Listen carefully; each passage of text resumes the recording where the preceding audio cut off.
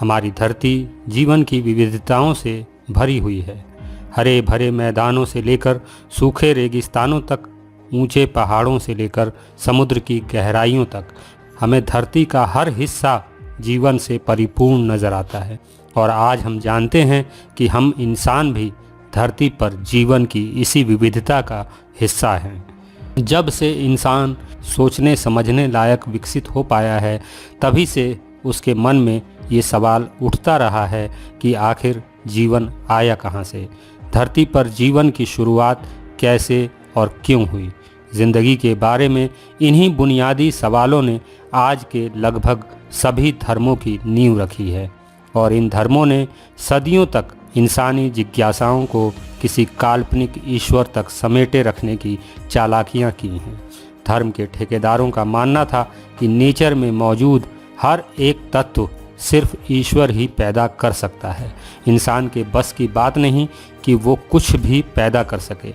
लेकिन Galileo, Copernicus और Bruno के पदचिन्हों पर चलते हुए फ्रेडरिक वोहलर ने 1828 में यूरिया को लैब में तैयार कर ईश्वर की बपौती को चुनौती दे डाली थी। तब धार्मिक गिरोहों ने इसे खुदा की अवहेलना माना और दुनिया भर में सर फ्रेडरिक वोहलर की निंदा की गई। तमाम तरह के फतवे जारी हुए, जान से मारने की धमकियां दी गईं। लेकिन ये सब वोहलर जैसे वैज्ञानिकों के लिए कोई नई बात नहीं थी। जीवन की उत्पत्ति के बारे में इंसानी समझ कभी आगे ना बढ़ पाती अगर हम इन धार्मिक गिरोहों की बनाई घेराबंदियों को लांघने की हिम्मत ना करते। जीवन की उत्पत्ति के बारे में धार्मिक गपबाजी से अलग विज्ञान ने आज कई पहेलियों का हल ढूंढ निकाला है।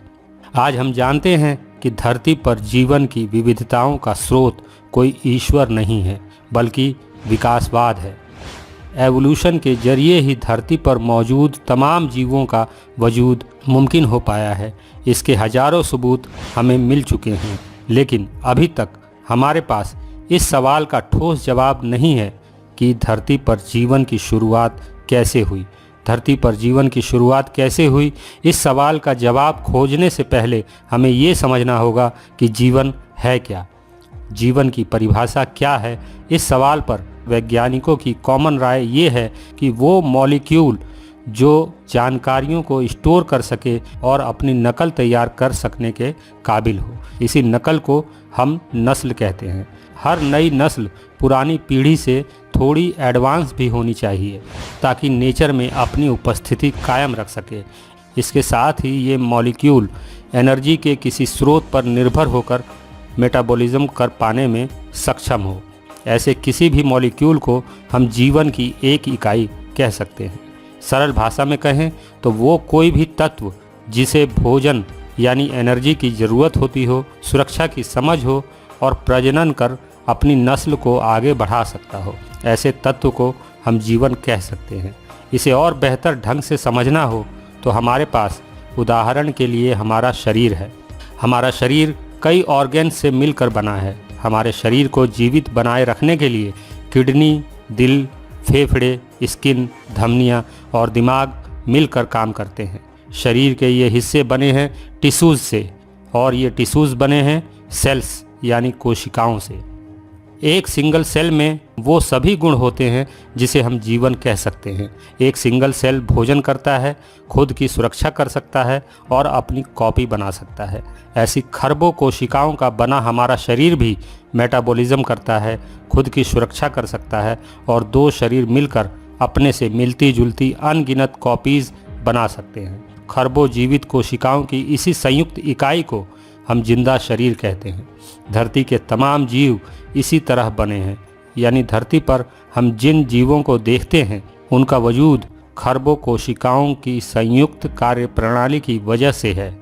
जिस तरह हम खुद में एक ज़िंदगी हैं, उसी तरह हमारे शरीर का हर एक सेल अपने आप में एक जीवन है, और धरती पर जिस भी तत्व को हम जीवन कहते हैं वो सभी इन्हीं छोटे सेल्स की कंबाइन इकाई होती हैं।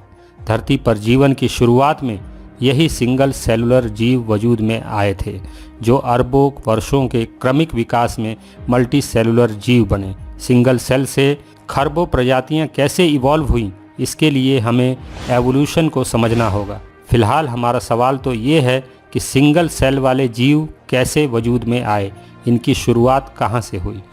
इसे समझने के लिए हमें एक बार फिर सेल को समझना होगा। एक सिंगल सेल कई माइक्रो एलिमेंट्स से मिलकर बना होता है।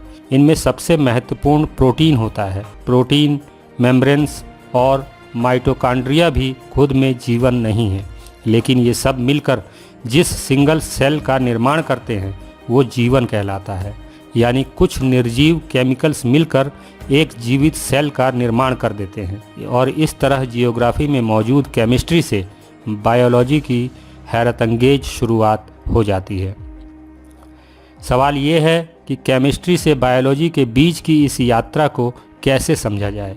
तकरीबन 4 अरब साल पहले की धरती का वातावरण ऐसा था कि जीवन के बुनियादी एलिमेंट्स बन सकें। सतह पर मौजूद कुछ केमिकल्स का संपर्क जब आसमानी बिजली से हुआ तब धरती पर अमीनो एसिड का निर्माण हुआ।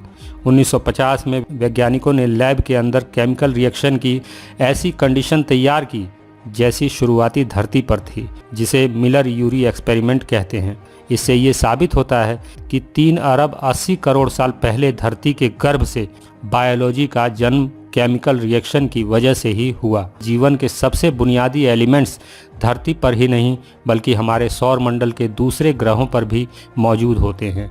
ये मंगल पर भी हैं और अंतरिक्ष में भटकते धूमकेतुओं पर भी। 3 अरब 80 करोड़ साल पहले अंतरिक्ष से लगातार बरसते धूमकेतु भी जीवन का ये रॉ मटेरियल धरती तक पहुंचा सकते थे। सवाल ये नहीं है कि जीवन के रॉ मटेरियल कैसे बने, बल्कि सवाल ये है कि इन बुनियादी तत्वों से जीवन कैसे बना। हम अब तक ये जान चुके हैं कि धरती पर जीवन की शुरुआत 3 अरब 80 करोड़ साल पहले हुई और उस वक्त के वातावरण में कुछ ऐसे केमिकल रिएक्शन हुए जिससे शुरुआती एक कोशिकीय जीव वजूद में आए।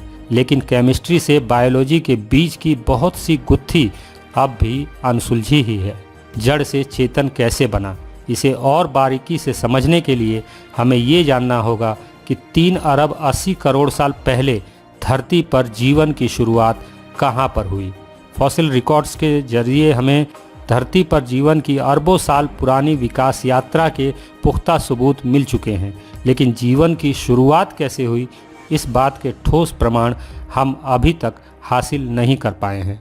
इस सवाल का हल तब ही मिल सकता है जब हम ये जान लें कि धरती पर जीवन की शुरुआत ठीक ठीक कहाँ पर हुई।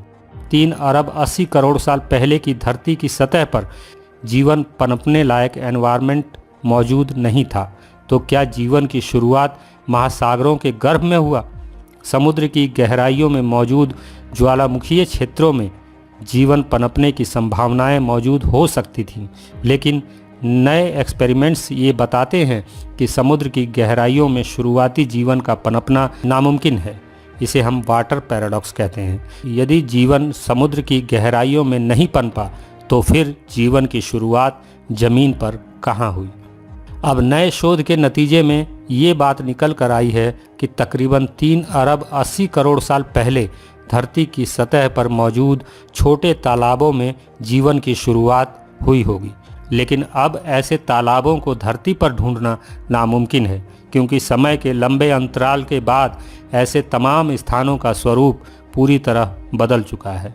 धरती पर 3 अरब 80 करोड़ साल पुरानी वो जगह अब कहीं है ही नहीं जहां हम जीवन की शुरुआत के सबूत ढूंढ सकें।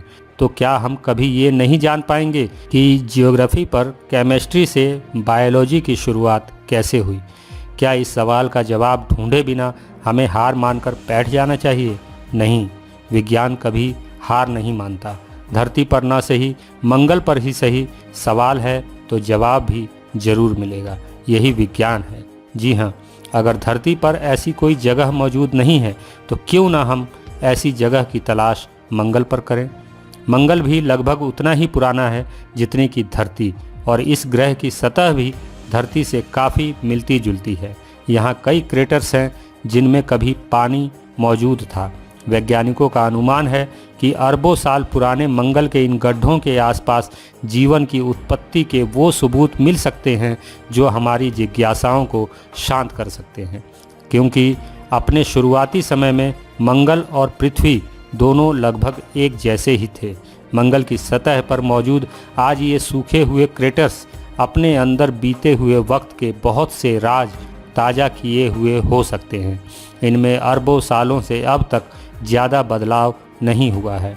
मंगल पर ऐसा ही एक क्रेटर है जिसका नाम है जज़ेरो क्रेटर। परसिवरेंस नाम के एक रोवर को नासा ने 30 जुलाई 2020 को मंगल की ओर रवाना किया, जो 23 फरवरी 2021 को मंगल की सतह पर लैंड हुआ और तब से ये रोवर मंगल के जज़ेरो क्रेटर पर केमिस्ट्री और बायोलॉजी के बीच की उस कड़ी को ढूंढने में लगा है जो धरती पर जीवन की शुरुआत की गुत्थी को सुलझा सकती है। बेशक हम अभी तक ये ना जान पाए हैं कि जड़ से चेतन कैसे बना, लेकिन इतना तो जान ही गए हैं कि जड़ से चेतन को बनाने में किसी ईश्वर, अल्लाह या गॉड का कोई हाथ नहीं है, क्योंकि किसी ईश्वर, अल्लाह या गॉड का कहीं कोई अस्तित्व ही नहीं है। धरती पर जीवन किसी ईश्वर की वजह से नहीं है। इस कड़वे सच को समझते ही ईश्वर का रोल और उसकी ज़रूरत भी ख़त्म हो जाती है। ईश्वर, अल्लाह और गॉड के ख़त्म होते ही तमाम धर्म और उनकी वाहियात दलीलें भी ख़त्म हो जाती हैं, और इन दलीलों के ख़त्म होते ही धर्म के दलालों का खेल भी ख़त्म हो जाता है। लेकिन विडंबना ये है कि दुनिया के तमाम धार्मिक गिरोह हमेशा इस कोशिश में लगे रहते हैं कि आम आदमी तक सत्य की रोशनी कभी पहुंच ही ना पाए, और आम इंसान हमेशा धार्मिक गिरोहों के बनाए मन गढ़ंत खुदाओं में अपनी ज़िंदगी का हल ढूंढता फिरे।